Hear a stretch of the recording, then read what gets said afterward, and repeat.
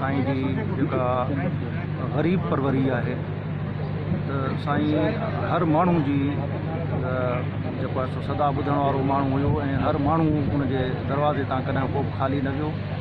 साईं जी इंसान दोस्ती एॾी हुई जो न सिर्फ़ु इंसान पर साईं जानवरनि सां बि मुहबत कंदा हुआ।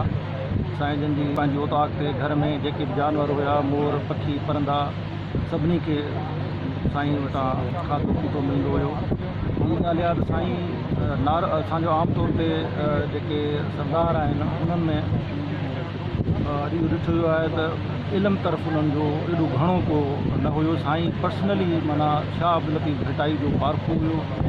साईं पंहिंजे कचहरियुनि में शाह अब्दुल लतीफ़ भिटाई ते न सिर्फ़ु उनजी शाइरी ते ॻाल्हाईंदो हुयो पर चङनि पारखुनि खे बि साईं उन्हनि जी करेक्शन कंदो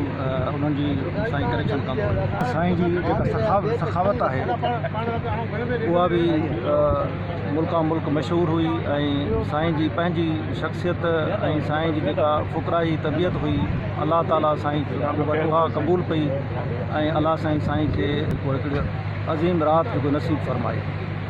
असां मुख़्तलिफ़ जॻहियुनि ते ईंदा वेंदा रहिया आहियूं पर मां जॾहिं साईं जे जनाज़े ते अॼु आयो हुयुसि त मूं पंहिंजी ज़िंदगी में कॾहिं बि कंहिं माण्हू जी जनाज़े ते एतिरी रश न ॾिठी।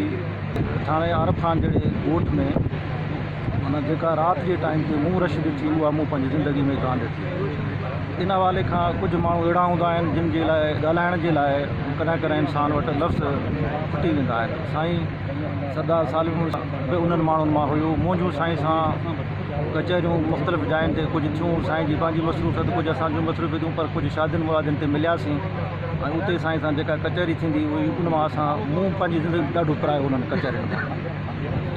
इन हवाले खां कॾहिं गॾियल तौर ते चइजे त साईं जेके क्लासिकल सरदारनि ऐं वॾेरनि जा जेके मिसाल मिलंदा आहिनि उन्हनि में साईं जो जेको नालो इनशाला टॉप ते रखणु जहिड़ो आहे।